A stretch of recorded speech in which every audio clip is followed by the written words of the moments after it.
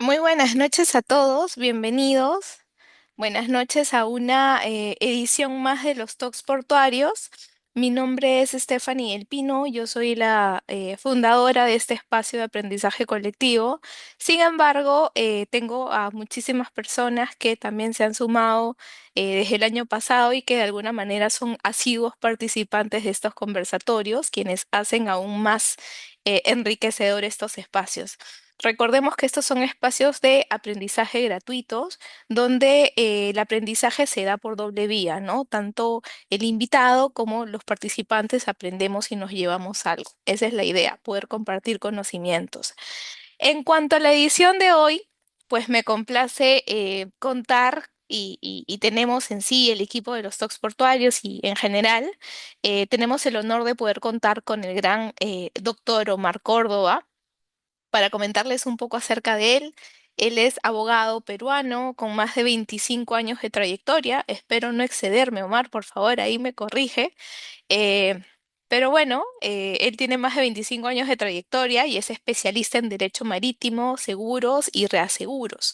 Comentando un poco acerca de la experiencia profesional o su educación, pues él es egresado de la Universidad San Martín de Porres, con estudios de posgrado en la Universidad ESAN en finanzas y derecho corporativo y una sólida formación internacional. De hecho, hace unos minutos antes de iniciar el conversatorio, conversaba con el doctor Córdoba y me comentaba que él ha vivido o ha trabajado por varios años en el Reino Unido. Tiene formación en Marine Insurance Shipping y Shipping, perdón, y tiene participación en el 46 curso del Institute of Maritime Law de la Universidad de Southampton. Y por último y no menos importante, pues tiene experiencia como visitor lawyer en Clyde and CO en Londres, en temas de seguros y Admiralty, espero no equivocarme con la pronunciación. Pero en el caso de Omar, o el doctor Córdoba, mejor dicho, su experiencia abarca pues la asesoría legal, aseguradoras, a reaseguradoras, a brokers, a peritos y asegurados, perdón, y asegurados en controversias vinculadas a seguros marítimos, casco y responsabilidad civil. También brinda una serie de asesorías en contratos de transporte marítimo como Bareboat, Voyage y Time Charter Paris, así como en casos de salvataje, colisiones, contaminación y arbitrajes internacionales. Definitivamente al doctor Córdoba pues se le reconoce por su enfoque innovador en la interpretación de pólizas y en la resolución de conflictos contractuales. Hoy nos acompaña para compartir su conocimiento en el tema el contrato de transporte de mercancías por mar o de mercaderías por mar. Y pues hay que darle una calurosa bienvenida. De hecho, como lo he comentado anteriormente, nos honra con su presencia. Doctor Córdoba, no sé si en todo caso podría empezar. Muchísimas gracias una vez más por haber aceptado acompañarnos el día de hoy. Bueno, muchas gracias, Stephanie, primero por la invitación y como te dije hace 5 minutos, felicitarte por este espacio gratuito para poder compartir qué es derecho marítimo en realidad. Como le comentaba a Stephanie hace algunos minutos, mi exposición del día de hoy va a ser básicamente sobre tres pilares que regulan el derecho marítimo y el contrato de mercaderías por mar. No voy a entrar a discutir o a contarles la historia del derecho marítimo o del transporte marítimo, porque sin lugar a dudas nos quedaríamos hasta el día de mañana y ni siquiera habría acabado la primera etapa. Lo que vamos a hacer hoy día es revisar cuáles son los pilares del transporte marítimo, por qué existe el transporte marítimo y cuál es la evolución de este. Todos saben, todos aquellos que de alguna manera, y he visto unas caras conocidas por acá. El transporte marítimo básicamente es, a grosso modo, el transporte de una mercadería o de un pasajero de un punto A a un punto B contra el pago de una prestación denominada flete o contra el pago o pasaje. Sin embargo, este transporte marítimo, del que conocíamos o el que conocemos y el que vamos a conocer, ha sufrido de muchísimos cambios. En principio el transporte se hacía con buques de madera, velas, después encontramos los buques a vapor, ¿no? Aquellos que quemaban carbón y surcaban los mares. Esos buques los conocemos nosotros quizás por una película tipo Titanic, ¿no? Que se hundió. Posteriormente, y acá vino el primer gran cambio en la industria marítima, fue con la creación y el descubrimiento de lo que es un contenedor. Los buques mutaron. Ya no hablábamos de buques graneleros, ya no hablábamos de buques tanqueros que llevaban petróleo, combustible y que fueron la primera parte del desarrollo marítimo mundial. Aparecieron los contenedores, cambiamos eso en gran parte de algunos graneleros y algunos tanqueros por contenedores. Y ese ha sido el desarrollo del transporte marítimo en lo que es buque hasta hace 3 años. Hasta que una persona innovadora o un entrepreneur o un emprendedor, como conocemos hoy día, que decidió decir y hacer, ¿por qué no podemos tener un MSS? ¿Qué significa? Que es un buque no tripulado.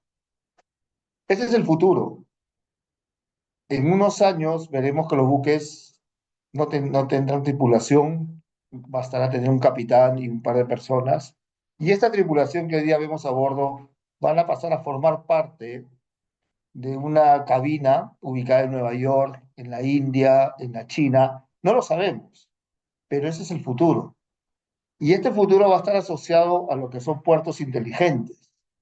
Entonces, llegará un buque granelero, tanquero, petrolero o quizás containero y simplemente, como hacemos nosotros, colocaremos un USB en una terminal y estos buques automáticamente descargarán o embarcarán mercaderías. Sin embargo, y desde mi punto de vista, existen tres pilares que no van a cambiar. El primer pilar son cuáles son las obligaciones del transportista marítimo. El segundo pilar, cuáles son las obligaciones del cargador o de aquella persona que contrata el transporte. Y finalmente, cuáles son los documentos que generan que este transporte se ejecute. Estos tres pilares también, aunque no lo crean, están conectados con el tema del seguro marítimo, cosa que no vamos a tratar el día de hoy. En esta oportunidad vamos a hablar solamente de transporte marítimo duro y puro. Dicho esto, habiendo comenzado con este pequeño antecedente histórico de cómo son los buques y cuál es el concepto del transporte, corresponde también saber cómo cambiaron, cómo se concibió o cómo evolucionó el transporte marítimo con respecto a los puertos. Antes no se imaginaba que una línea naviera tenía la capacidad de comprar un puerto y manejarlo, y cómo eso impactaba dentro del contrato de transportes. Eso es algo que vamos a ver más adelante, y como verán, el día de hoy existen tres grandes operadores portuarios: APM Terminals, que es dueño de Maersk. Hoy en día, quien se ha sumado a esto es Mediterranean Shipping Company, que acaba de comprar toda la operación de Hutchinson. Y, no menos importante y relevante para nosotros, es en la incursión de COSCO Shipping Line al sistema portuario. Y un ejemplo de ello lo tenemos a través de la adquisición del puerto de Chancay. Hoy día, señores, no vamos a hablar de Chancay. Todos aquellos que vinieron a escuchar quizás una charla de Chancay, ¿por qué no es importante para el país? Hoy día no lo es. Hoy día vamos a hablar de derecho y un poco de negocio marítimo. Este tema de Chancay ya se lo dejo a mis otros colegas que creo que van a hablar acerca de logística y de inteligencia artificial. No sé si me equivoco, Stephanie.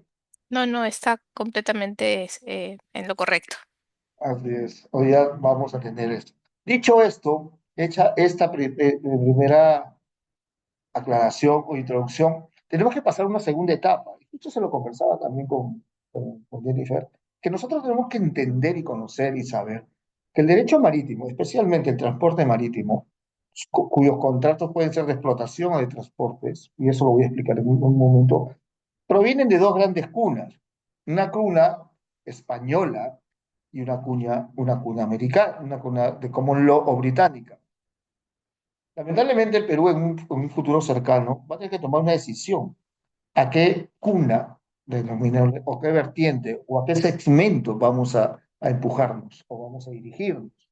Cuando vamos a acercar al Common Law, que gobierna casi el 90% de los contratos de transporte marítimo, y después voy a explicar por qué, o mantenemos nuestra filosofía contenida en el Código de Comercio de 1902. Aunque no crean, ese código todavía sigue vigente en el país, que es una copia del Código de Comercio del año 1985, que todavía no ha sido derogado. Hay un proyecto de ley que lamentablemente todavía no se ha visto a la luz, y digo lamentablemente porque han transcurrido 25 años. Estos 25 años en el sector marítimo casi han representado 100 por los avances tecnológicos, por las sentencias emitidas por la Corte Suprema, o cómo se interpreta hoy el negocio marítimo. Dicho esto, la gran tarea que nos quedan a los profesionales o aquellos que deseen seguir participando es a qué, cuál es la dirección que vamos a tomar en el futuro. Y acá me voy a robar unos minutos para hablar de Chancay, o del puerto de Chancay, este gran proyecto, porque esto va a incidir en lo que les comento. Lo bueno para el Perú, desde un punto de vista del puerto de Chancay, es básicamente la prontitud en el arribo de las mercaderías.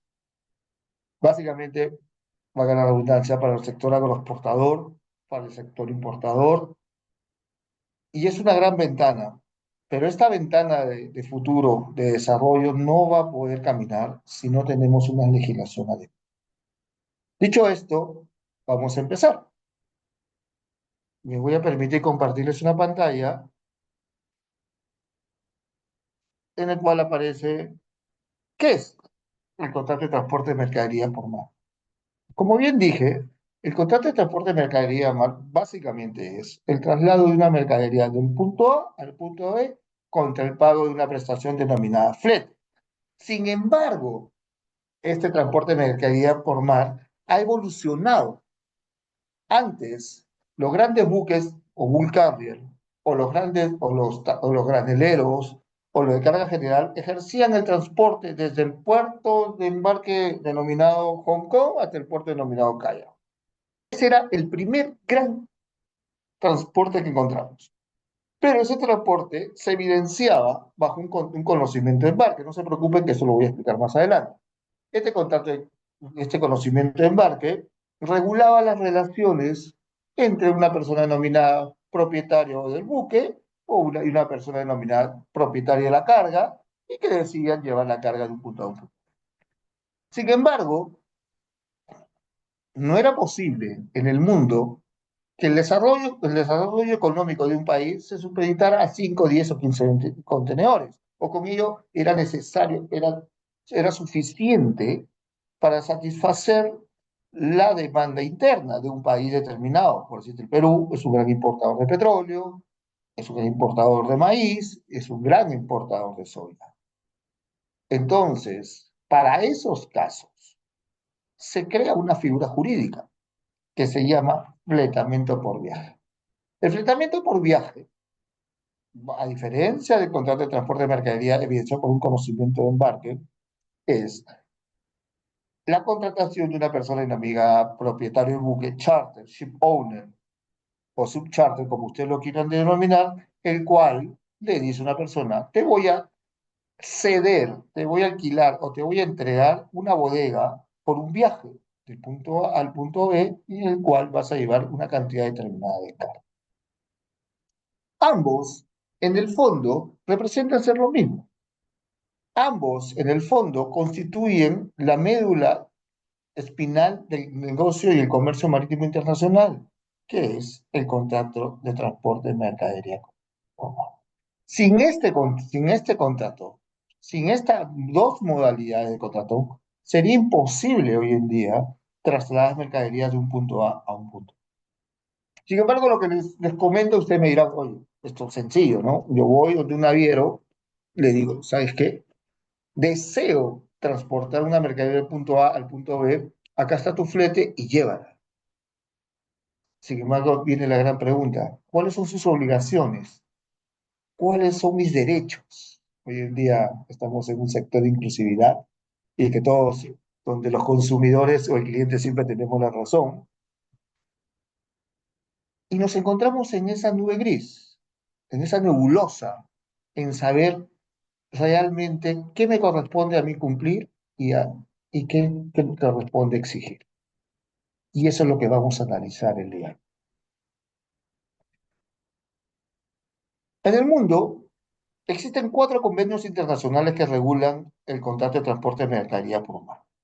El primer convenio fue la regla del Haya de 1924. Fue un convenio básicamente impulsado por el Comité Marítimo Internacional. Sin embargo, este convenio del año 1924, que estuvo vigente en el país hasta el año 2002, que el Perú decidió adoptar la regla de Hamburgo, tuvo una modificatoria. Esa modificatoria es del año 1968. Esa modificatoria se denomina, valga la redundancia, las reglas de la Haya-Bisbee. Esta regla de la Haya-Bisbee es básicamente es la ley de transporte marítimo en el common law. Es la ley que gobierna las relaciones de todos aquellos contratos sometidos a la ley inglesa. Y ustedes me dirán, ok, doctor, si es common law, también tendría que ser de aplicación en los Estados Unidos. No. En los Estados Unidos nosotros tenemos una ley que se llama el Carry of Goods by Sea del año 36. Esta es la ley de transporte marítimo de puertos americanos o hacia puertos americanos. Y existe un cuarto convenio, un tercer convenio, que es el convenio de Rotterdam, que es producto del esfuerzo de las Naciones Unidas a través de su oficina de Luz Citral. Este convenio todavía no tiene, digamos, luz verde, todavía no ha sido ratificado por un número suficiente de países que permitan que esté vigente. Y deje el último convenio, que es el de las reglas de Hamburgo, que es otra creación de la de las Naciones Unidas a través de su oficina de la UNCITRAL, que ha sido el convenio regulado y aceptado por el país. Hoy en día, la ley nacional para transporte marítimo es las reglas de Hamburgo de 1977. Estas se aplican desde mayo del 2022 hacia adelante. Como ustedes sabrán, y creo que hay un par de abogados por acá, esto no se aplica en forma retroactiva. Pero hay un punto. Y esto ustedes lo tienen que tener muy en cuenta. En transporte marítimo, a pesar que el Perú esté regulado por el convenio de Hamburgo del año 77, o que haya denunciado la regla del año 1924, es posible y válidamente legal y comercialmente aceptados que las partes decidan incorporar dichas reglas a un contrato en específico. Por ejemplo, en Inglaterra es muy conocido, y acá en Perú también, el concepto de la cláusula Paramount. La cláusula Paramount incorpora a un contrato de transporte, sea un fletamento por viaje o sea evidenciado por un conocimiento de embarque, genera que automáticamente las reglas de la Haya del año 2468 o 68 sean incorporadas en ese contrato. Nosotros también, si yo celebro un contrato, bajo las reglas de Hamburgo, estoy en capacidad de solicitar su aplicación si son incorporadas a un conocimiento de embarque o un contrato de fletamento formal. ¿Qué quiere decir esto? Que si yo, llegado el momento que yo decido celebrar un contrato de transporte, por mediante un fletamento por viaje o un contrato mediante un fletamento o un evidenciado con un conocimiento de embarque, es totalmente válido incorporar cualquier convenio. También es válido someterme a la ley nacional de un país. Lo que no puede ocurrir, y esto fue determinado en la sentencia en Hollandia del año 1937 por el Tribunal Inglés, es que cualquier incorporación de estas reglas constituya un ejercicio abusivo del derecho por parte de cualquiera de las partes. En consecuencia, la libertad contractual tiene también cierto.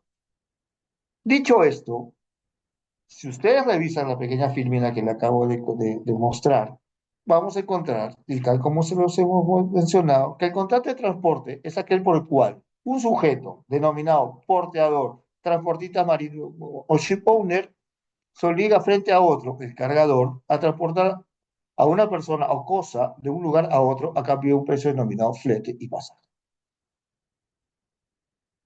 Dicho esto, nosotros necesitamos analizar este pequeño párrafo. Y este pequeño párrafo nos habla de porteador, transportista marítimo, ship owner. Ustedes miran de qué se trata esto. Ship owner significa propietario de un buque. En la historia de la navegación, cuando se inició el contrato de transporte de mercadería por mar, los primeros que ejercieron esa actividad comercial fueron los propietarios de los buques, porque no tenían cómo hacer el tracking de las naves. Para ellos era imposible hacer como podríamos hacer hoy día una especie de búsqueda de dónde se encontraba mi buque. Entonces eran los ship owners.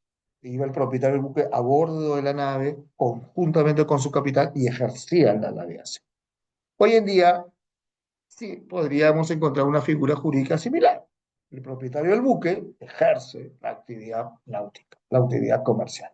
Sin embargo, el mundo evoluciona, la actividad comercial evoluciona y aparece un segundo personaje que se llama transportista marítimo, que le dice al ship owner, yo sé que tú tienes 14 buques, ¿te parece si me los arriendas?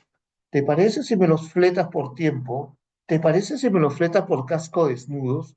Y yo contra ello te pago un alquiler o denominado hire, y entonces yo ejerzo la actividad comercial de la navegación. Segunda etapa de la historia. Pasamos desde el ship owner, el propietario del buque, ejerciendo la navegación, a una persona denominada transportista marítimo, charter o disponent owner a ejercer la navegación. Y eso es algo que después vamos a descubrir cuál es la razón comercial. Pero después esto no quedó acá. Como el mundo y como la vida evolucionamos. Y aparte apareció una tercera persona, denominada porteador marítimo, que ya no era ni el propietario del buque, ni tenía un contrato de fletamiento o disponent owner, o que no tenía un contrato de arriendo de buques, pero decía, yo puedo ser tu fuerza comercial de ventas, de espacios de buques. Yo te puedo conseguir carga a cargo de una contraprestación denominada comisión. Entonces el porteador marítimo se convirtió en el agente de ventas del transportista marítimo y del ship owner. Pero acá vino la gran discusión y que hasta el día de hoy la sostenemos en marítimo. ¿Es el porteador un transportista? ¿Es el transportista marítimo el propietario del buque? Y esto tiene relación cuando hablemos de las responsabilidades por el cuidado de la carga. Ahora bien, pasemos a analizar el segundo personaje que forma parte de la cadena transaccional de transporte marítimo, y es el cargador. ¿Quién es el cargador? Cuando ustedes ya habrán escuchado quizás las otras charlas de lo que es un contrato de compra-venta internacional de mercaderías, encontrarán que hay un personaje llamado de vendedor que dice, te voy a vender el SIF. ¿Qué quiere decir SIF? Costo, flete y seguro. O te voy a vender el FOB. En ese momento, la palabra cargador se convierte en la persona que contrata el transporte basado en la ejecución de un contrato de compra-venta. El, contra el contrato de transporte marítimo nació, y acá es lo importante de la pequeña introducción que les di, como una consecuencia de una compra-venta internacional de mercaderías, de la posibilidad de hacer negocio del punto A al punto B. No podría haber tráfico comercial si no existiera tanto el contrato de compra-venta internacional de mercaderías como el contrato de compra-venta de transporte de mercaderías. Y a eso, como ya les habrán explicado la clase pasada, el contrato es. Dicho esto, este cargador puede ser el vendedor de la mercadería o el comprador, dependiendo de quién contrate el transporte. Ahora bien, las definiciones del contrato de transporte las pueden encontrar en las reglas de Hamburgo, como todo contrato en virtud del cual el porteador se compromete contra el pago de un flete o transportar mercaderías por mar de un puerto a otro, o en las reglas de la Haya, que se determina como el tiempo transcurrido desde que la carga de las mercancías a bordo del buque hasta su descarga. Doctor Dicho esto, Córdoba, disculpe que lo sí. corte. Justo hay una consulta de hace unos minutos atrás. Benito Tejada consulta, ¿no? Para fines aduaneros de importación o exportación, ¿se usa un contrato de fletamento como documento de transporte o aún así el fletante emite un BL? A ver, lo que pasa es lo siguiente. Para el efecto de la aduana, el BL es suficiente. Para el efecto de transporte tienes que revisar el contrato de fletamento. Acá hay dos situaciones que tenemos que tener claro. Tu contrato de fletamento que va a regular la relación entre el embarcador o el cargador y el propietario o el transportista marítimo y tu relación frente a la aduana marítima. Para la aduana marítima, el único requisito básico es el conocimiento del barco. ¿Por qué? Y acá viene un gran punto que vamos a ver más adelante. Los contratos de fletamento marítimo o el Voyage Charter Party tiene una consecuencia. Cuando uno firma un contrato de fletamiento por tiempo, por un Voyage Charter Party, la consecuencia de ello es la emisión de conocimientos de embarque. Y les voy a explicar por qué. Imagínense que yo decido traer 35.000 toneladas métricas de la Argentina al Perú, pero decido descargarlas en Matarani, en Callao y en Paita. Entonces, ¿qué hago? Por un tema de operatividad, simplemente digo, para el puerto de Matarani voy a emitir el conocimiento de embarque número 3 con la cantidad de 10.000 toneladas. Para el puerto de Callao voy a emitir el conocimiento de embarque número 2, 10.000 toneladas más. Y para el puerto de Paita se aplicó otro conocimiento de embarque y declaro la cantidad que se va a descargar. En consecuencia, dicho esto, operativamente para la aduana lo válido es el conocimiento humano.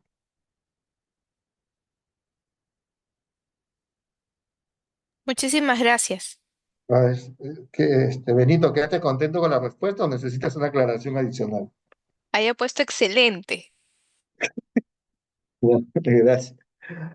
A ver, obligaciones del transportista marítimo. Las obligaciones del transportista marítimo son muchas, pero para efecto del tiempo y una mejor comprensión de la materia, he tomado tres pilares de este. Y el primero es seaworthiness, que significa estado de navegabilidad. El segundo se denomina desviación injustificada. Y por último, reasonable dispatch. Cuando hable del número 3, algunos van a empezar a entender la diferencia entre lo que es una demora de un buque versus el incumplimiento contractual en el arribo de la nave a un determinado puerto. Ok, cuando hablamos de seaworthiness o cuando conversamos del estado de navegabilidad del buque, se nos viene a la mente, basta que el buque tenga un casco, basta que tenga una hélice y un capitán para navegar. Quizás ese requerimiento era en los tiempos de los egipcios, ¿no? Quizás en los tiempos de los griegos, dame tu carga, yo me subo, no te preocupes, yo te la llevo. Sin embargo, a partir del año de 1884, cuando se emite el primer Marine Insurance, no, perdón, el primer Merchant Act de Inglaterra, se empieza a tomar en cuenta la seguridad de la vía en el mar. Cuando se une el Titanic y murieron todas estas personas, se emite el primer convenio internacional para salvaguardar la vía en el mar, que es el SOLAS. Después, cuando se hunde el buque Erika, que era un tanquero, se hunde el Exxon Valdez, los países se dan cuenta que deberían brindar mayor seguridad en el mar. Y todos estos dos convenios, al final del día, se traducen en una palabra, seaworthiness. ¿Y qué significa seaworthiness? Y la mejor definición de seaworthiness se encuentra en la sentencia emitida por la Corte Suprema Inglesa en el caso Eurocean Dream, que dice, el buque debe encontrarse en un estado adecuado, contar con la tripulación y de los equipos apropiados para hacer frente a los peligros ordinarios que puedan prestarse durante la prestación de los servicios que le exijan. ¿Qué significa esto? El buque debe estar en un buen estado físico y su equipo. La competencia y eficiencia del capitán y de la tripulación, la adecuación de provisiones y la documentación. Todo esto tiene que ser verificado antes del inicio de una nave. Conforme vayamos desmenuzando este concepto, lo van a encontrar que la evolución del ser humano, de su vida, del comercio internacional, es similar a la evolución del contrato de transporte de mercaderías formal. Y este subordinate, como ustedes lo ven, es quizás el pilar fundamental de toda la navegación. Porque no solamente afecta al contrato de transporte de mercadería por mar, afecta al contrato de seguros, afecta a la seguridad naval hoy en día. Si los países no ejercen un control adecuado sobre esto, vamos a seguir viendo eventos como el Prestige, vamos a seguir eventos como el Erika o como el Exxon Valdez. Pero analicemos, ¿qué significa estado físico del buque y de su equipo? En general, y tal como aparece en la filmina, seaworthiness y su navegabilidad es el estado que tiene que encontrarse el buque para afrontar el viaje. Esto es que el buque se halle apto, válido para hacerse a la mar, pero adicionalmente, y a partir del año 1924, cuando se emite el convenio de La Haya de 1924, no solamente se le exigió que el buque sea capaz de navegar, no solamente se exigió que tenga la capacidad de soportar las olas, sino que además se le exigió que cuente con las bodegas adecuadas para poder transportar con seguridad la carga en concreto sin daños a la misma. Entonces, ¿qué ocurrió? No basta con decir tengo un buque pintado de azul para transportar tu mercadería. Hoy en día, no solamente tienes que tener un estado de navegabilidad con respecto a la embarcación, sino que además esta embarcación tiene que tener la capacidad suficiente de transportar la mercadería para la cual fue contratada. Me explico. Yo no voy a ir a cargar pues combustible a un buque tanquero. Yo no voy a meter contenedores refrigerados a un buque con carga granel porque sé que no tiene tomas corrientes que generen que este buque pueda transportar mercaderías en buen estado, perecibles en buen estado del punto A al punto B. A eso se refiere el cargo business. Y este cargo business te genera la segunda obligación del transportista marítimo. ¿Y cuál es? Cuidar apropiadamente la carga. Devolver la carga en el estado en el cual le fue entregada, sin alteración, sin pérdida y sin daño. Acá sí quiero hacer un paréntesis, porque es importante que lo sepan. Cuando ustedes le digan, cuando un naviero les diga, hola, bueno, la verdad que fallé porque el que me vendió el combustible me proveyó un combustible A, pero mi buque necesita un combustible B, por eso que no pude llegar a tiempo. Señores, la condición de navegabilidad de un buque es una obligación personal e indelegable del buque. Y les voy a contar un caso. Prestige, año 2000. El Prestige es un buque que se partió en tres frente a las costas de España. Generó quizás el mayor desastre ecológico que se ha podido conocer al día de hoy. Es más, el gobierno español sigue intentando demandar al asegurador del buque por 1.000 millones de dólares y no ha tenido éxito. Por otras razones que no son materia de discusión. Pero entonces, ¿qué hizo el gobierno español? El gobierno español decidió demandar en los Estados Unidos a la sociedad clasificadora del buque. En un futuro, si Dios quiere, hablaremos qué es una sociedad clasificadora del buque. Es aquella sociedad que simplemente verifica el estado naval. El juez americano le dijo claramente al gobierno español, señor, usted no puede mandar una sociedad clasificadora de un buque. Y la pregunta fue, ¿por qué? Porque el responsable de mantener el buque en estado de navegabilidad no es la sociedad clasificadora, es usted. Quien debe verificar si ese combustible fue adecuado no es el grifero del puerto de Esmeralda, es usted. Quien debía preocuparse que si esta carga era o no peligrosa al momento de embarcarse, era usted. O si el peso adecuado de los contenedores ¿Le correspondía al terminal? No, le correspondía a usted. Es por eso que los estados navegables del buque son absolutos, son indelegables y son expresamente responsabilidad del propietario del buque. Esto fue ratificado en la sentencia Lancaster-Castle.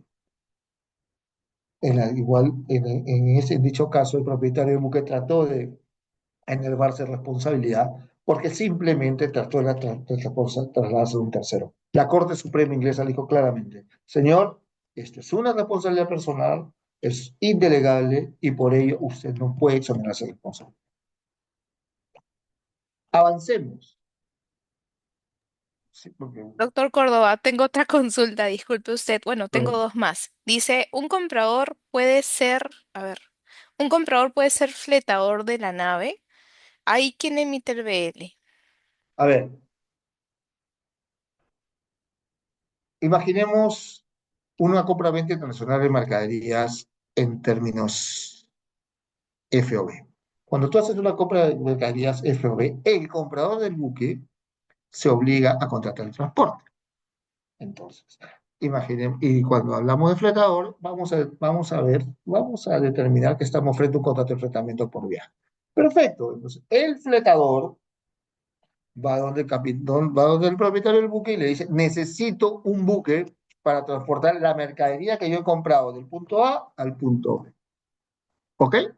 En ese momento, el buque le dice, ok, acepto las condiciones, vamos a transportar tu mercadería. Señores, quien emite los conocimientos de embarque son los propietarios del buque, son los transportistas marítimos, y son ellos los que firman los conocimientos de embarque. Y les voy a decir por qué.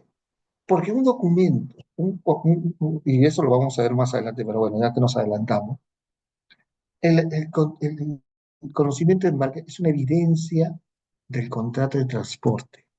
Es el recibo de la condición en la cual yo he recibido la carga. ¿Qué quiere decir? Que cuando un capitán te firma un BL, te está diciendo, yo he recibido a bordo de mi buque 35.000 toneladas.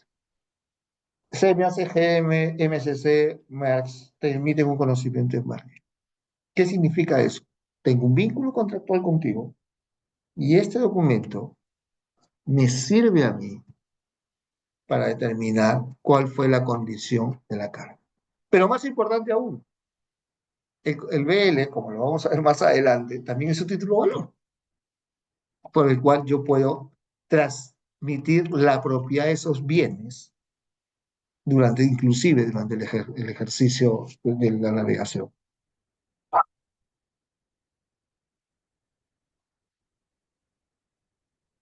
¿Lo? ¿Están ahí? Sí, sí, disculpe, muchas gracias por la respuesta. Y por ahí tenía otra pregunta que estaba asociada a la grabación de esta sesión. En verdad está muy interesante, doctor Córdoba, así que igual recordarle que que está siendo grabada para luego colgarla en nuestro canal de YouTube. Puede seguir, muchísimas gracias.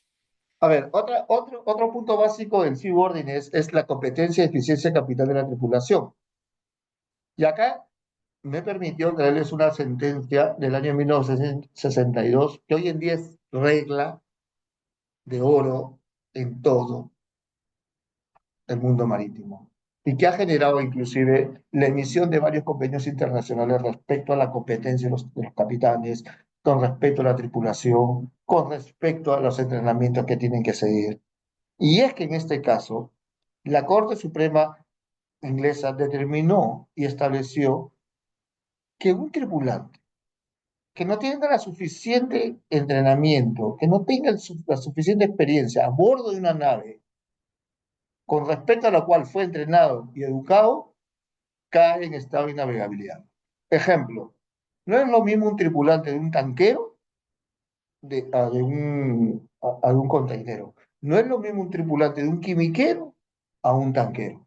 Entonces, hay que tener bastante cuidado cuando los buques empiezan a contratar personal que no está capacitado.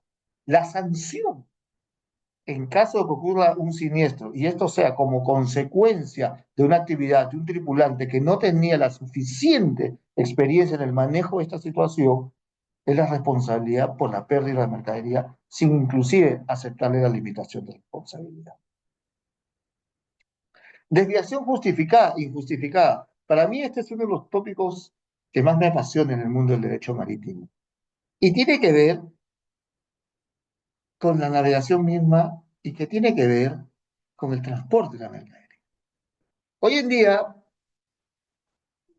nosotros, y esto ocurrió en el COVID, cuando todo el mundo me preguntaba, doctor Córdoba, la demora de un buque en trasladar la carga de un punto a un punto B y que esa demora haya causado un siniestro, ¿puede ser atribuible al propietario del buque? Mi respuesta fue sí y no. Y acá lo vamos a encontrar para poder que ustedes me puedan entender cuándo una demora puede ser que cause un siniestro, puede ser atribuida al buque y cuándo una demora no. Lo primero que ocurre, y hay que explicarlo, es que nosotros hoy en día tenemos un mercado spot de buques que está gobernado por los fletamientos, por los contratos de fletamiento a tiempo, y un mercado de líneas regulares. Hablemos primero de las líneas regulares. ¿Por qué existen las líneas regulares? Porque necesitamos precisión en el arribo de la mercadería y en el arribo del buque. Entonces, estos buques tienen una ruta usual y acostumbrada. Esto de acá se denomina itinerario de los buques. Yo tengo precisión de que el buque de MSC, de Maersk o BBC va a arribar al puerto del Callao el día 14 y posiblemente zarpe el día 16. Una vez terminada la operación y va a llegar a Guayaquil. Ese tránsito se denomina ruta usual y acostumbrada. Sin embargo, para los contratos de fletamento, que son ya de grande distancia y de grandes volúmenes, sí se tiene que pactar en el contrato cuál es la ruta usual y acostumbrada. Es importante. ¿Por qué? Porque influye en el precio del flete. Influye cuánto combustible, tripulación se va a utilizar para poder cumplir con dicho encargo. También tenemos que tener, y esto no lo voy a tocar acá, voy a pasar al segundo punto porque razonable prontitud es el otro pilar que vamos a explicar en este momento. También se exige que esta carga sea transportada en el mismo buque, salvo que se haya pactado el transbordo. Y este transbordo fue una creación de allá por los años 80 y 90, por una simple razón. Aparecieron los contenedores en la década del 67, 68, 1968.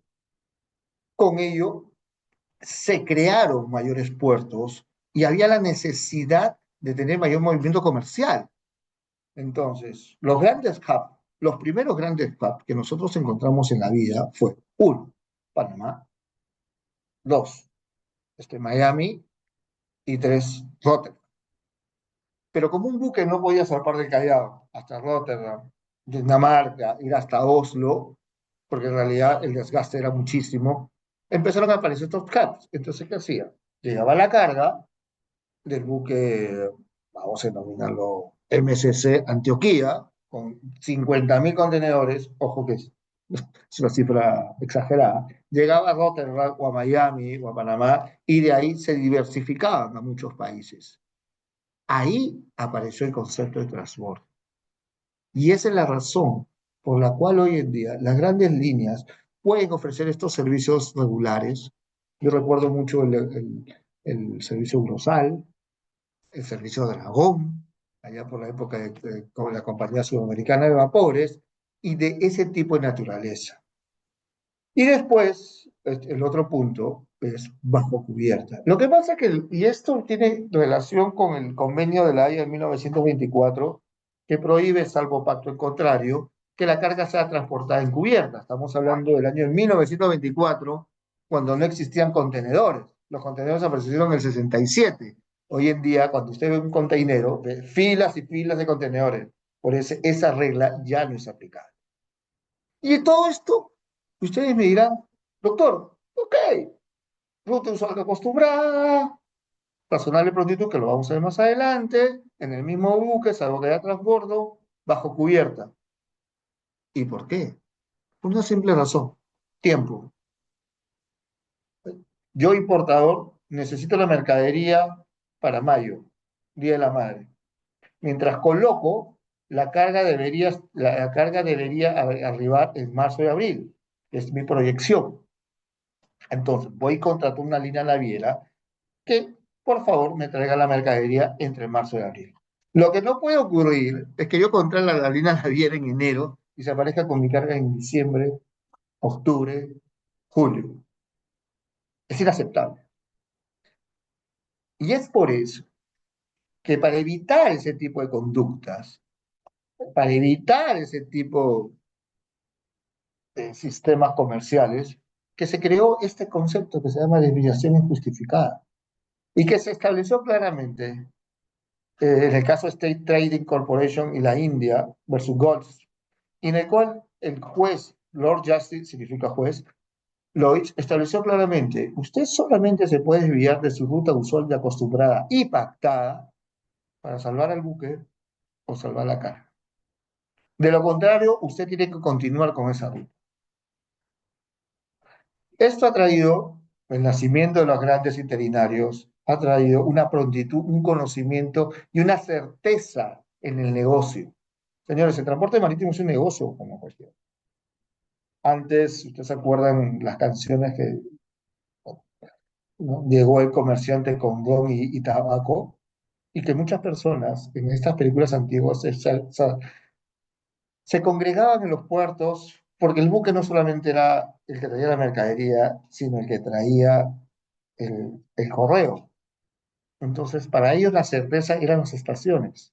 Sabían que en la primavera y en el verano arribaban los buques, pero no lo podían hacer en el invierno por la inclemencia del tiempo. Esto fue derivando, o sea, los buques fueron mejores, los buques tuvieron mejores actitudes, y entonces el concepto de certeza que va asociado al contrato de logística, que también lo van a ver después, es un pilar fundamental hoy día. No podría haber campaña navideña si no tienen una fecha exacta del arribo del buque. No podrían tener una campaña el Día de la Padre, 28 de julio, hasta Halloween, si no supieran cuándo va arriba su carga. Y esa es la razón de esta existencia de este pilar. En el COVID, o el día de hoy, y pobrecito mis amigos chilenos, mucha carga quedó en el mar.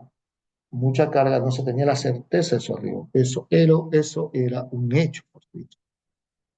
No es lo mismo un hecho fortuito a un incumplimiento contractual. Son dos cosas, situaciones distintas. Pero avancemos. Ya sabemos que los buques no se pueden desviar injustificadamente. Ya sabemos que tienen, perdón, que tienen que usar una ruta usual y acostumbrada. Pero acá viene el punto más importante, que ha generado discusiones, desde mi punto de vista, a veces innecesarias. Y es este concepto. Y es el razonable dispatch. ¿Qué es el razonable dispatch? Esto fue establecido por la Corte Suprema Inglesa en el caso Santa Isabel en el año 2019 y que dijo, el contrato de transporte se debe ejecutar en un plazo razonable, sin demoras ajenas a la voluntad del transportista, siempre que éste haya actuado de forma razonable. Lo anterior se aplica tanto para la aproximación de la nave al puerto de embarque como la travesía de dicha nave al puerto de destino utilizando la ruta comercial pactada. Y digo por qué es el pilar más importante del diálogo. El Perú, desde el año 2010, desde el año 1997-98, que una persona decidió sembrar fruta en Ica, ha generado una gran explosión comercial de agroexportación. ¿Cuál es el factor primigenio y más importante para el exportador peruano en materia de exportación? El tiempo. Mientras más rápido el tiempo, mi fruta va a tener más tiempo de vida. Mientras más rápido arribo, quizás el precio al cual voy a acceder es mucho mayor. Hoy en día la fruta, señores, es un commodity que se vende a consignación, que se coloca en los mercados de Rotterdam y en Miami, donde hay una persona denominada gente que la vende a las grandes corporaciones, salvo que tengas un contrato pactado a precio fijo. Pero para eso que necesitas es tener certeza del arribo de la nave. Que podría haber variaciones entre 3 y 4 días, que es razonable porque a veces aparecen cuestiones operacionales. Lo que no puede ocurrir es que te demores 15 días, 20 días, 30 días. Y lo mismo aplica para las cargas de temporada. Lo mismo aplica para cargas de proyecto. Y ese es este concepto el que te dice claramente que el naviero tiene que ir lo más rápido posible. ¿Qué es? ¿Pero qué significa más rápido posible?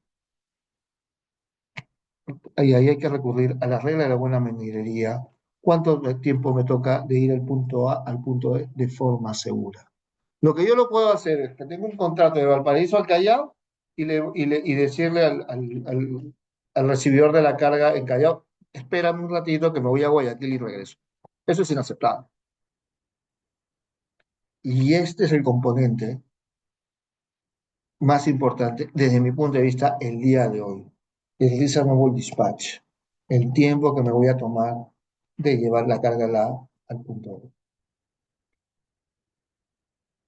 Pero así como el transportista marítimo tiene obligaciones, los cargadores, sea compradores de la mercadería o el vendedor de la mercadería, dependiendo del Incoterm, cómo hayan pactado el transporte marítimo, perdón, cómo hayan pactado el contrato de compra-venta internacional de mercaderías, este cargador también tiene obligaciones. Y la primera obligación es la entrega y la declaración de las mercaderías. ¿Por qué? Un naviero va a un puerto determinado para recoger carga, duro y puro. Yo voy a puertos donde encuentro carga. Ese es mi negocio, trasladar mercadería. Pero para trasladar la mercadería necesito carga. Entonces, ¿cuál es la obligación del transporte, del cargador, del vendedor o comprador?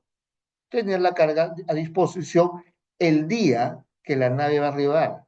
En eso, volvemos al punto anterior. Reasonable Dispatch. Como verán, Reasonable Dispatch no solamente se aplica para el transporte de mercadería, sino para tener la certeza de cuándo tengo que tener la mercadería lista en el puerto para ser embarcada y transportarla. Imaginemos, y eso es un problema, un dolor de cabeza, porque todos los días me llegan consultas de esta naturaleza, es, doctor, me acaban de rolear el contenedor, el buque se fue. Obviamente que eso es un incumplimiento contratal de la naviera, ¿no? Pero son esas situaciones las que se resuelven bajo este principio. Segundo, pagar el flete. Señores, acá tienen que tener bastante cuidado. El flete puede ser prepaid o puede ser collect. Y el flete se paga al momento que la carga sea entregada. Prepaid significa yo pago mi flete por adelantado. El flete collect se paga contra la entrega de la mercadería en el puerto de destino. Señores, acá tienen que tener supuestamente mucho cuidado. Porque tanto para el common law, y esta es una de las grandes coincidencias que tiene el derecho marítimo peninsular y el derecho marítimo de anglosajón. La carga está afecta al flete. Si ustedes no pagan el flete, el armador de la nave, el propietario del buque o el transportista marítimo tiene el derecho a vender esa mercadería, cobrar el flete y dejártela depositada en un depósito. En consecuencia, cuando ustedes contraten con un operador logístico, cuando ustedes contraten con un transportista marítimo, siempre asegúrense que el flete haya sido pagado, porque si no, esa carga no va a ser liberada en el puerto de destino. Después, retirar las mercancías cuando lleguen a puerto. Señores, los buques no son almacenes, los buques son medios de transportes. Su obligación es retirar la mercadería apenas la carga arriba al puerto de destino. De no ser así, ustedes pueden tener un problema de demurrage o un problema de tension. Dependerá de la estructura en la cual se estén moviendo. Y la última es la denominación de puerto seguro. Pero este de acá solamente se aplica para contrato de fletamiento por viaje. No se aplica para transporte de mercaderías, evidenciado por un conocimiento de embarque y por líneas regulares. Porque ellos ya tienen identificados los puertos, los contratos de utilización de puertos por líneas regulares son celebrados por estas. En cambio, cuando uno está en un fletamento por viaje, sí tiene que designar un puerto seguro. ¿Pero qué significa un puerto seguro? De acuerdo a la sentencia de Ocean Victory y de Evia, un puerto no será seguro a menos que un periodo de tiempo relevante, un buque en particular, pueda arribar, usar y zapar desde él sin que ocurra alguna anomalía, ni estar expuesto a un peligro que no puede evitarse con una adecuada navegación y tripulación. ¿Qué quiere decir esto? Muy sencillo. Un buque tiene que tener la capacidad de arribar a un puerto, realizar su operación de embarque o descarga y salir con la misma libertad con la que ingresó. Obviamente que a veces ocurrirán eventos naturales, un maletazo, obviamente que no podrán ingresar y se aplicarán otras reglas de contrato. Pero este es el concepto de puerto seguro. Y bueno, vamos avanzando en el tema y llegamos al concepto que todos que quizás querían escuchar y que fue materia de una primera consulta, que es el conocimiento. El conocimiento de embarque es el documento por el cual, uno, se evidencia un contrato de transporte de mercadería por mar. Pero muchos me dirán, o le habrán dicho, o entenderán, es el contrato de transporte. No, señores, no necesariamente. ¿Y por qué se utiliza el verbo evidenciar? Porque la prueba más irrefutable de que existe un contrato de transporte es el conocimiento en parte, pero no necesariamente lo es. Y es por eso que siempre es bueno tocar estos temas asociados a un contrato de fletamento por viaje. Porque en los contratos de fletamento por viaje celebrado por una persona A a una persona B, el contrato de transporte es el contrato de fletamento por viaje. Y los conocimientos de embarque simplemente actúan como recibo o como título, título representativo de la carga que aparece consignada en ese conocimiento. Distinto es para los transportes de carga en líneas regulares. En esos casos, sí se aplica que el conocimiento de embarque es el contrato de transporte por mercadería por mar. Después, pero tiene una variante que después lo vamos a ver. La segunda es el título representativo de la mercadería, que quiere decir que con el solo endoso, cesión de derecho o entrega, yo puedo transferir la propiedad de esos bienes. La ley peruana, así como el modelo de contratación distrital y algunas legislaciones en la inglesa, establece claramente que si un conocimiento de embarque se emitió a la orden, se transmite vía endoso. Si un conocimiento de embarque se ha emitido de forma nominativa, necesitas una cesión de derecho. Y si es al porteador, solamente la transmisión de ese documento mano a mano genera que los derechos hayan sido transferidos. Ahora bien, ustedes me dirán, doctor, sí, pero a veces esos conocimientos de embarque tienen cláusulas en el reverso y algunas son abusivas. En realidad, es verdad. Sin embargo, si hay algo que tienen otra vez, y otra es las grandes coincidencias que tienen tanto el derecho anglosajón como peninsular o español, es que establece claramente que ninguna convención, ningún acuerdo, ningún agreement o ningún settle puede, bajo ninguna circunstancia, exonerar la responsabilidad del capitán del buque de su propietario con respecto a sus obligaciones, las cuales ya hemos analizado. En consecuencia, no se asusten cuando encuentren 75 cláusulas al regreso de conocimiento de embarque. Si esas cláusulas van contra el espíritu de la convención que regula el contrato de transporte o regula la ley nacional donde va arriba esa mercadería, esas cláusulas automáticamente son nulas. ¿No? Ejemplo, y este es un gran ejemplo que yo siempre lo coloco, y es, y este ya es materia de otra discusión porque es un poco más largo. Eh, Todos los convenios internacionales, señores, tienen cláusula de limitación de responsabilidad. Sin la limitación de responsabilidad, el transporte marítimo no podría subsistir. Pero también hay forma de romper la limitación de responsabilidad. No es un concepto absoluto, es un concepto. Sin embargo, lo primero que se prohíbe es claramente introducir montos unilateralmente menores a esa limitación de responsabilidad. En consecuencia, apenas ustedes reciban una carta de la línea X, Y, Z, ¿sabes qué? De acuerdo a mis condiciones de transporte, yo solamente te voy a pagar un sol por kilo. La respuesta es muy clara. Oye, esa cláusula va contra el espíritu de la convención, que establece claramente que tú no te puedes exonerar de responsabilidad. Automáticamente. Y acá viene la gran discusión y la gran confusión. muchas personas me llaman, me comentan y me dicen, doctor, ok, la evidencia del contrato de transporte es el conocimiento de embarque. Sin embargo, ¿me podría explicar usted qué es un booking note? El tema es muy sencillo. El booking note es simplemente un contrato de reserva de espacio a bordo de un buque. ¿Qué ocurre? Que cuando nosotros vamos a cualquier agencia marítima o agencia general a buscar un contrato de transporte, lo primero que te emiten es un booking note. Es válido. Eso es un contrato de reserva, no es un contrato de transporte. El contrato de transporte se evidencia con un conocimiento de embarque. Y la regla principal y más importante es que los datos contenidos en un Booking Note tienen que ser trasladados al conocimiento de embarque. De no ser así, no es que haya habido una innovación o un cambio en las condiciones, es simplemente que la voluntad de las partes muchas veces se traduce en este documento. Y es por eso que uno tiene que tener sumo cuidado cuando compara su Booking Note con su conocimiento de embarque. Los conceptos, los acuerdos y las cláusulas deben ser iguales.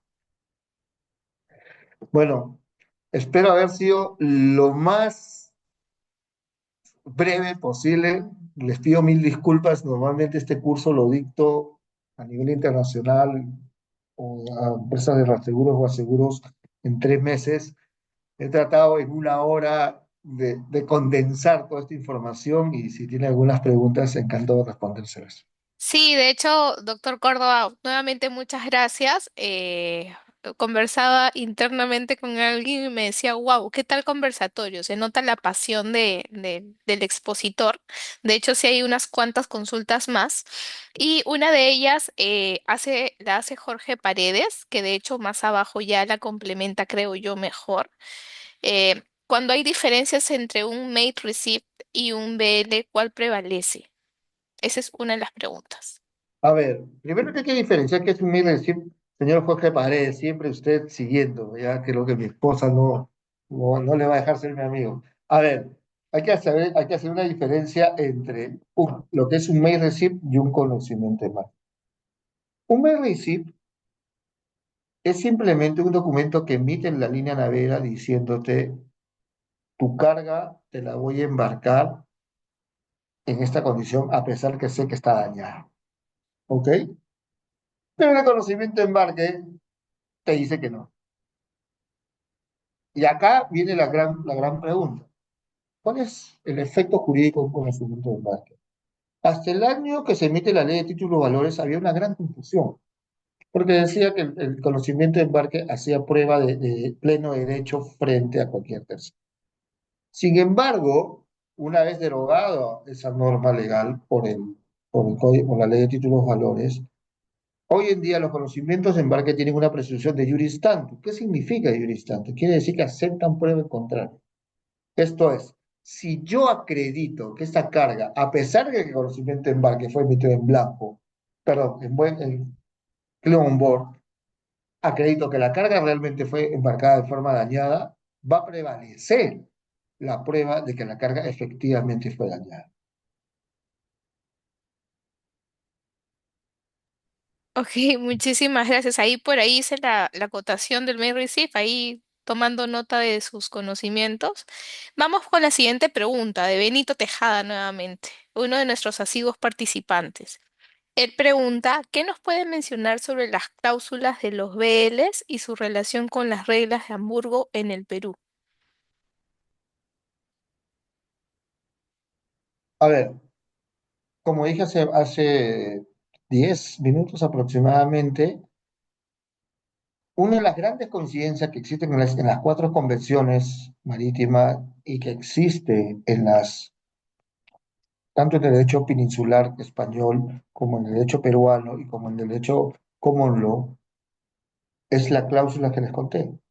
Que cualquier cláusula insertada en el conocimiento de embarque que vaya contra el espíritu de la convención, sea haya el 24, si es ley nacional en el país que se está discutiendo, 68, Rotterdam, en el momento que sea viable, o Hamburgo, es automáticamente nula. Muchos se asustan y muchos dicen, oye, hay una cláusula de jurisdicción y ley aplicable. Un momentito, señor. Acá yo tengo un convenio claramente que dice que yo puedo, que mi país puede ser competente para este punto. Señor, pero hay una limitación de responsabilidad por debajo de lo que me establece el convenio. Automáticamente es nulo porque prevalece el convenio. Lo que les trato de decir es, pueden aparecer 10.000 cláusulas insertadas en el conocimiento embarque, pero basta que esta cláusula sea contradictoria al espíritu de la convención para que automáticamente sea nulo. Muchísimas gracias. Vamos con la siguiente pregunta. Y sigue con César Vargas, que pregunta cuál es la función del manifiesto de la nave, quién lo controla, en qué momento se confecciona, además para operaciones aduaneras se menciona para controles. A ver, el manifiesto de carga es un documento emitido por la nave. Es un documento por el cual el capitán del buque, el agente general o quien tenga la administración del buque establece qué carga ha recibido a bordo. Imaginemos. Dos ejemplos. Fletamiento por viaje y transporte de mercadería por. En mi manifiesto de carga para un contrato de transporte de mercadería por mar evidenciado por un BL y emitido por una unidad naviera, lo que voy a tener es 400 hojas con los 20.000 contenedores que tengo a bordo. Hoy en día esos manifiestos de carga son electrónicos y se transmiten electrónicamente.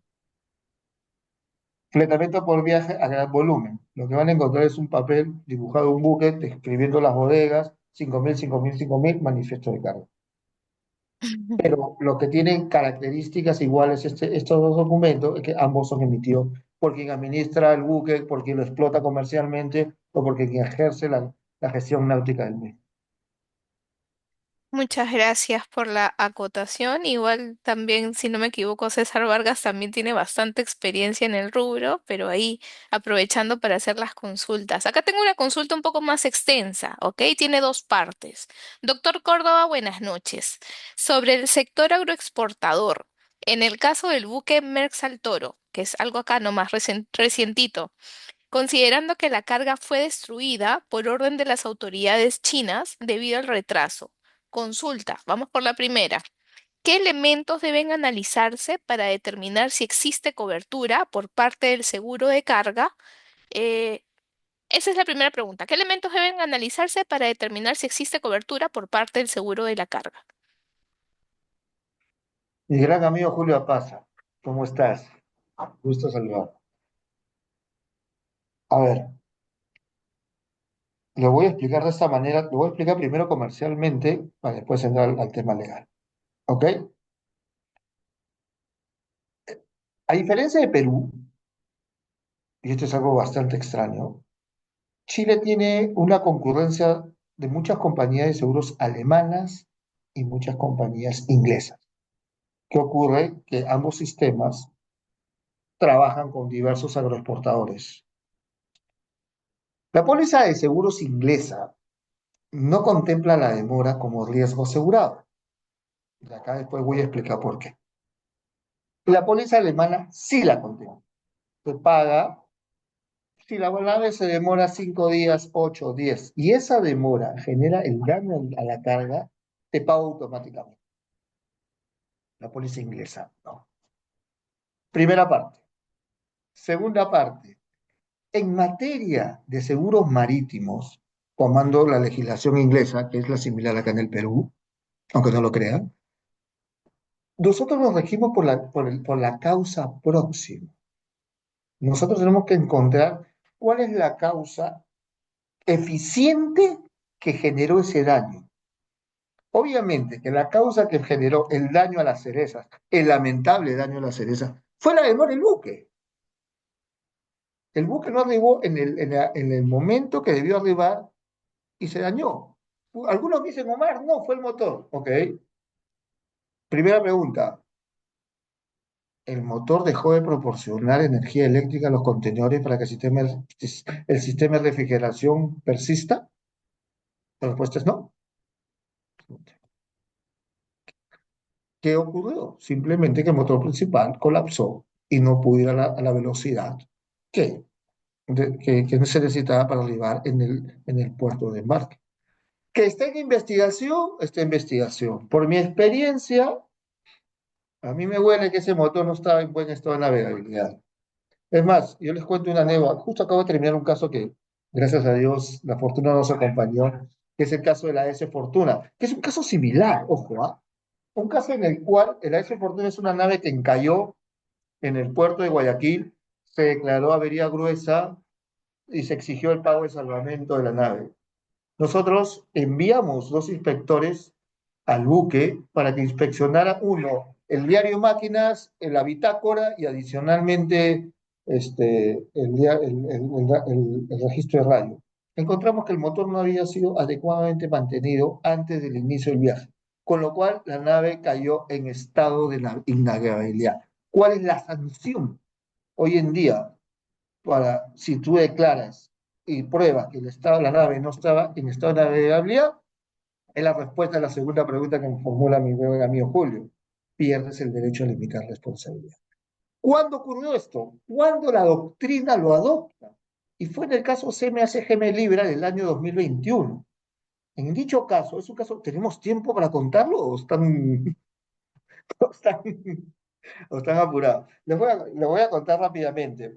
Este es un caso bastante particular, porque era una nave que partía de un puerto chino con dirección a Europa. ¿Qué ocurre? Cruzando el canal de salida, la nave encalla. Y bueno, se generaron avería gruesa y se generaron acciones de salvamento. Se investigó el siniestro. Y después de 10 años se determinó que ese buque no contaba con las cartas de navegación actualizadas.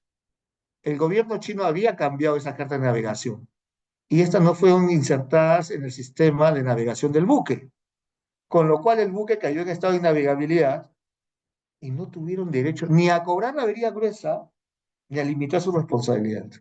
Caso interesante.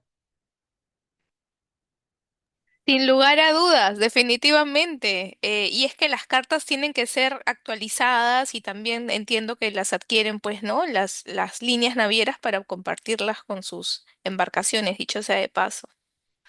Así es. Wow. Ok, vamos con la siguiente pregunta. Ahorita te respondemos, José, estoy viéndote con la mano levantada, pero una de las, bueno, ya creo que ya le respondió. ¿Cuándo hay diferencias entre un main receive y un BL?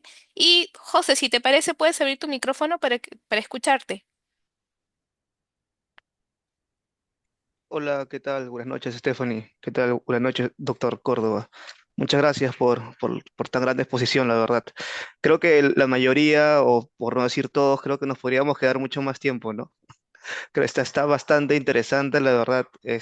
Aprovechando aquí la ponencia, tengo dos consultas. Mi primera consulta es si, por ejemplo, algún país puede limitar el tipo de emisión de un BL. O sea, lo comento porque, por ejemplo, nosotros tenemos casos de Pakistán donde les indicamos de que emitan el BL como Seaway Bill, Ujú, pero ellos nos lo emiten originales y lo envían por courier, ¿no?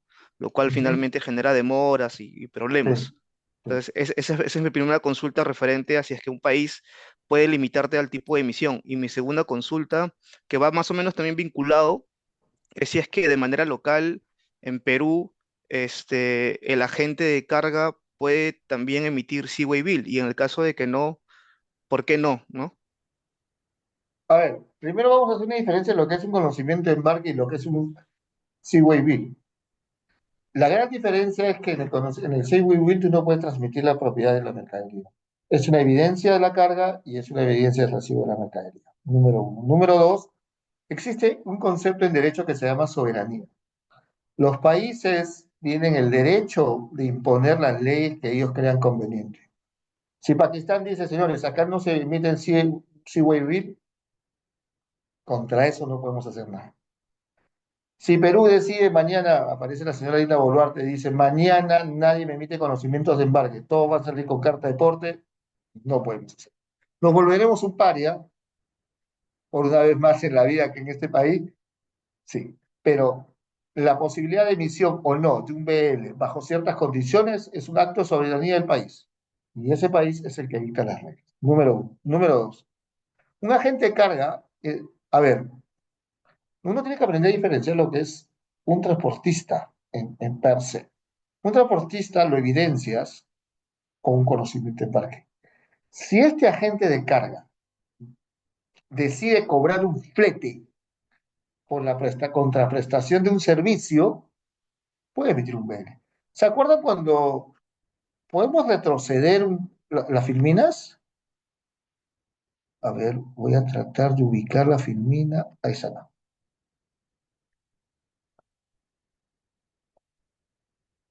¿Se acuerdan cuando hablábamos de la definición? ¿Dónde es esta? Subordinate. Esa de acá, para que lo entiendan. ¿Se acuerdan cuando empezamos a conversar cómo fue evolucionando el transporte marítimo desde un propietario del buque que realizaba el transporte de la mercadería? Él emitía el BL, después aparecieron los que explotamos comercialmente la nave, ellos emiten el EB, y el último eslabón estaba por acá, porteador. En este de acá, en este ítem, caen los agentes de carga. Y los agentes de carga, si van a asumir la responsabilidad sobre la carga, pero a su vez han decidido subcontratar a terceros para que lo ejecuten, no tengo ningún problema y no hay ningún problema que emitan un BL, sin lugar a dudas. Entonces, doctor, podrían emitir los agentes de carga, bueno, originales o Seaway Bill sin problemas, de manera local. Así es, sin ningún problema, sin ningún problema. Recuerda que la emisión de BLs está bajo la ley de títulos y valores, y además por el convenio de Hamburgo del 77. La ley de títulos y valores es clara, sostenible y decir que tú puedes emitir el conocimiento de embarque o pactar tu transporte de mercadería como tú creas conveniente porque existe un principio básico que es la libertad contractual. Tú puedes pactarlo de esa manera. Es más, no voy a decir el nombre de la línea naviera, pero hay tres que emiten Seaway Bills a través de sus agentes de carga, o perdón, a través de sus agentes generales acá en el país. O sea, no hay restricción. Perfecto, doctor, muchas gracias. Doctor Córdoba, tenemos más consultas por ahí cuando usted comentaba de este episodio con esta embarcación que encalló. Por ahí Benito Tejada comentaba que era de repente algo similar a lo que con lo que ocurrió en Baltimore con la nave Dalí, ¿no? Que Merckx no estaba haciendo sus preventivos y correctivos necesarios para esa navegación adecuada, ¿no? Eh, con todo respeto, son situaciones totalmente distintas. Lo que pasó en Baltimore fue lo que nosotros conocemos, a ver, lo que nosotros conocemos en el mundo marítimo inglés como allision, o sea, el golpe de un buque contra el muelle. Acá en Perú lo conocemos como abordaje, pero es lo mismo. Puede haber si lo ves desde el punto de vista de un estado de navegabilidad del buque, podría ser. Además, tengo que viajar a Colombia y tengo una conferencia de eso. Es hecho corta. De hecho, nos está apoyando muchísimo y cada minuto con usted creo que lo vale, vale la pena. Otra pregunta de Rosa Merino, y creo que ya esta es la última, aunque yo tengo una también para usted. Rosa Merino pregunta, ¿no? En caso de descubrir faltante de mercancía en una operación de carga suelta, una operación LCL, al llegar a destino, ¿cómo demostrar que dicho faltante pudiera haberse originado al consolidar en origen y quizás no en el transporte per se? Esa es una gran pregunta y una que merece una respuesta un poquito más extensa. Como ustedes saben, a ver, en el mundo marítimo tenemos dos tipos básicamente en las líneas navieras, tenemos dos sistemas de transporte. Uno que es FCL, FCL, lo cual es un contenedor dedicado y exclusivo para una determinada persona. Sin embargo, a veces hay personas que quieren traer pequeñas cosas y no encuentran espacio o el flete es demasiado grande para poder traer un contenedor dedicado. y por ello recurren a esta modalidad LCL para ello. ¿Cómo lo pruebas? Aunque no lo crean, es a través del peso. Es a través del peso. Porque tú tienes que sumar, imagínate, un LCL tiene 37 paletas, sumas el peso aproximado y te va a salir X, Y, Z. Al llegar al puerto de descarga, pasa por las balanzas de Napo y DP World y te va a arrojar un peso ABC. Esa diferencia es el faltante y ahí vas a poder determinar si es al momento de la consolidación o al momento del transporte. Otra evidencia son los precintos de seguridad. Si un contenedor llega con precintos violentados, automáticamente pasa por una revisión. Pero en LSL, el NSL es una figura muy complicada.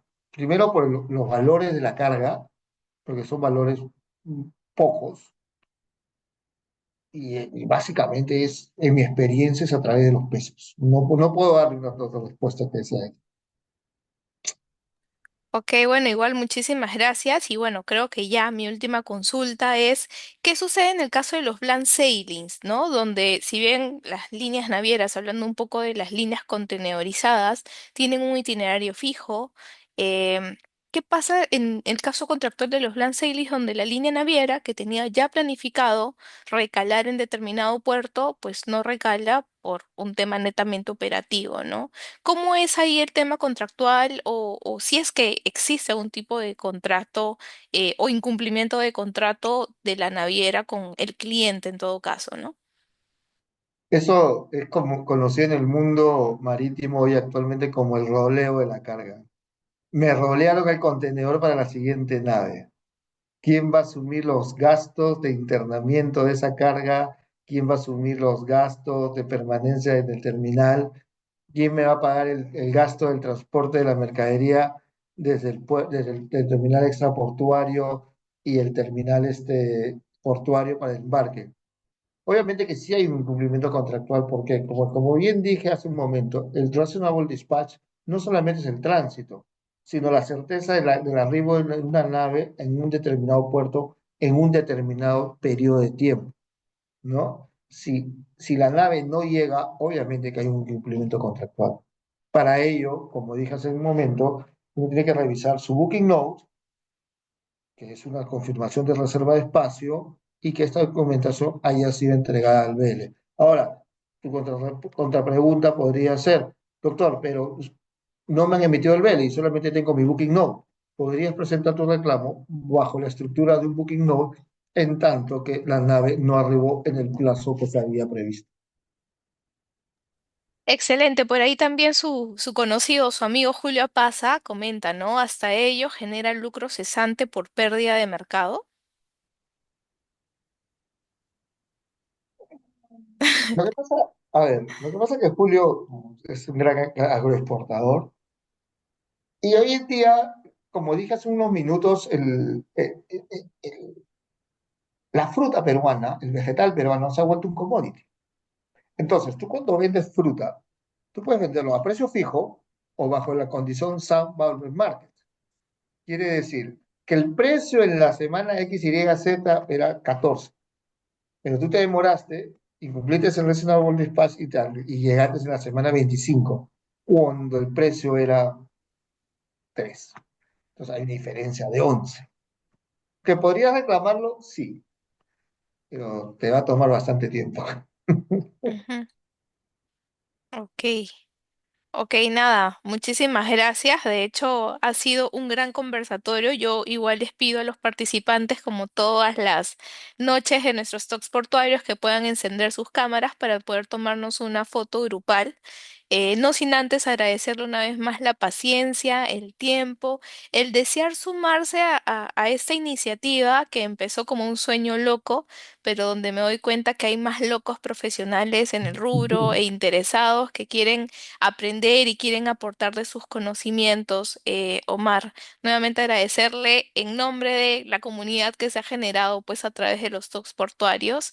Y yo me voy más que inspirada de lo que realmente se nota cuando a un profesional le apasiona lo que hace y creo que en cada explicación o cuando por ahí de repente se ha explayado en un determinado tema o nos ha brindado estos ejemplos, creo que queda más que sentado de la pasión que tiene usted por la carrera. Gracias, gracias. No, de verdad que primero felicitarte por estos talks. Espero que los continúes haciendo. Conmigo siempre cuenta para ello.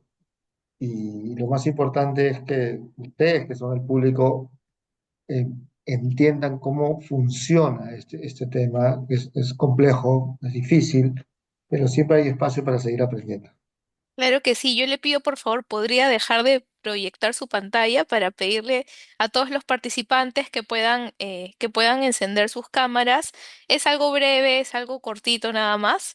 Igual yo hasta aquí, en todo caso, doy por finalizada la grabación y pues ahora sí les pediría que puedan encender sus cámaras.